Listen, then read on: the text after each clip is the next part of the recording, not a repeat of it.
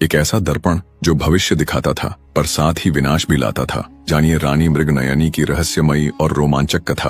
प्राचीन काल की बात है। सौम्यगढ़ नामक समृद्ध राज्य पर महाराज सत्यवीर का शासन था। वे धर्मप्रिय, न्यायप्रिय और अत्यंत पराक्रमी शासक थे। उनके राज्य में सुख शांति का वास था और प्रजा उन्हें देवतुल्य मानती थी। महाराज सत्यवीर की महारानी मृगनयनी अपनी अनुपम सुंदरता, अद्वितीय बुद्धिमत्ता और असीम धैर्य के लिए प्रसिद्ध थीं। उनके नेत्र हिरण के समान विशाल, चंचल और गहरे थे, जिससे उन्हें मृगनयनी नाम प्राप्त हुआ। वे केवल रूपवती ही नहीं अपितु अद्भुत पराक्रम और नीति में निपुण थीं। राजमहल में एक गुप्त कक्ष था जिसमें जादुई दर्पण रखा था। यह साधारण दर्पण नहीं था अपितु दिव्य वरदान स्वरूप एक रहस्यमयी वस्तु थी। कहा जाता था कि जो भी इसमें झांकता उसे अपने भविष्य की झलक मिलती थी, परंतु यह भी कहा जाता था जो सत्य को सहने की क्षमता नहीं रखता वह इस दर्पण में कदापि न झांके, अन्यथा भाग्य उसके ही हाथों विनाश को प्राप्त होगा। एक रात्रि मृगनयनी ने एक विचित्र स्वप्न देखा। वे एक अंधकारमयी गुफा में खड़ी थीं, जहां चारों ओर घना कोहरा था। अचानक उनके समक्ष वही ज्योतिर्मय दर्पण प्रकट हुआ। दर्पण में एक रहस्यमयी आकृति उभरने लगी और एक गंभीर वाणी गूंजी, हे मृगनयनी, तुम्हारे राज्य और परिवार पर घोर संकट आने वाला है, परंतु ध्यान रहे, तुम्हारे ही हाथों तुम्हारा भाग्य लिखा जाएगा। इतना सुनते ही नींद टूट गई और रानी घबराकर जाग गईं।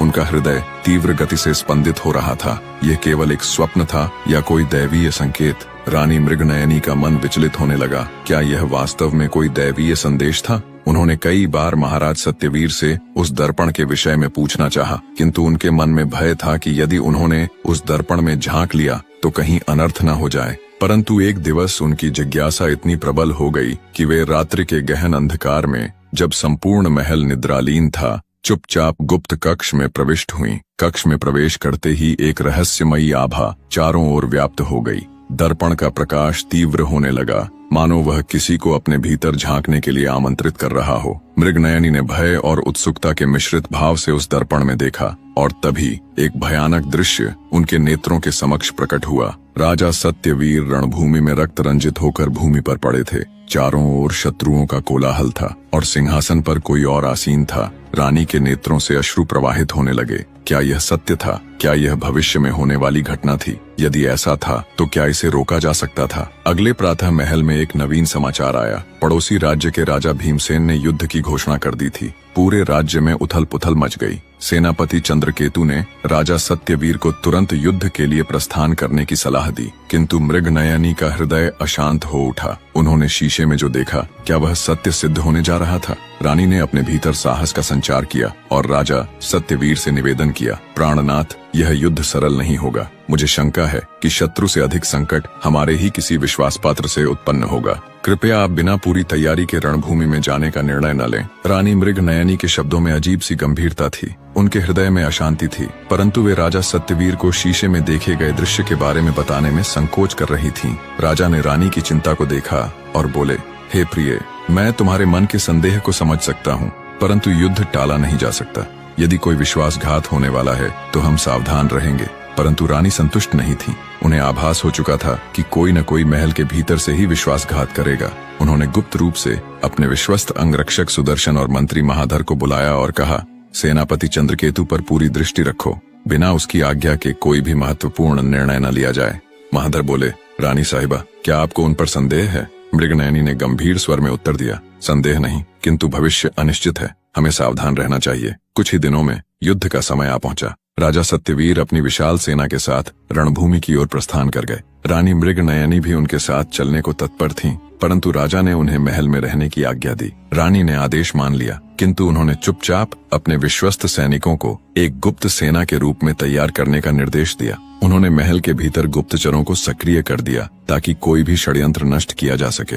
युद्ध प्रारंभ हुआ। भीमसेन की सेना अत्यंत बलशाली थी, किंतु राजा सत्यवीर और उनकी सेना वीरता से लड़ी। परंतु तभी कुछ ही घंटों के भीतर युद्ध की दिशा अचानक बदलने लगी। राजा सत्यवीर ने देखा कि उनकी सेना एकाएक कमजोर पड़ने लगी है। जब उन्होंने कारण जानने का प्रयास किया तो झांत हुआ कि सेना को पीछे से ही धोखा दिया गया है। कोई उनके ही शिविर से गुप्त रूप से शत्रु को सूचना भेज रहा था। तभी राजा ने देखा कि सेनापति चंद्रकेतु स्वयं पीछे हट गए थे।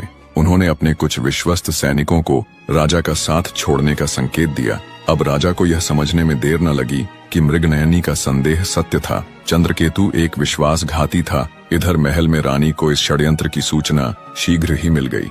उन्होंने बिना समय गंवाए अपने गुप्त सैनिकों को संगठित किया और स्वयं रणभूमि की ओर प्रस्थान किया। जब रानी युद्ध भूमि पहुंची तो उन्होंने देखा कि राजा सत्यवीर घायल होकर भूमि पर पड़े हैं और चंद्रकेतु अपने सैनिकों के साथ राजा की ओर बढ़ रहा है। रानी का क्रोध प्रज्वलित हो उठा। उन्होंने अपनी तलवार उठाई और सिंहनी के समान गर्जना करते हुए चंद्रकेतु के समक्ष आ खड़ी हुई।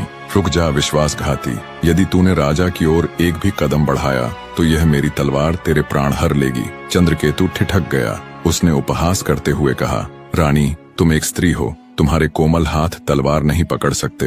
रणभूमि वीर पुरुषों के लिए होती है, स्त्रियों के लिए नहीं। रानी ने अपने नेत्रों में अग्नि भरकर उत्तर दिया, रणभूमि केवल पुरुषों की नहीं होती, ये केवल वीरों की होती है। और याद रख, जो धर्म के मार्ग पर चलता है वह सदा विजयी होता है। इतना कहकर रानी मृगनयनी ने तलवार उठाई और चंद्रकेतु पर तीव्र प्रहार किया।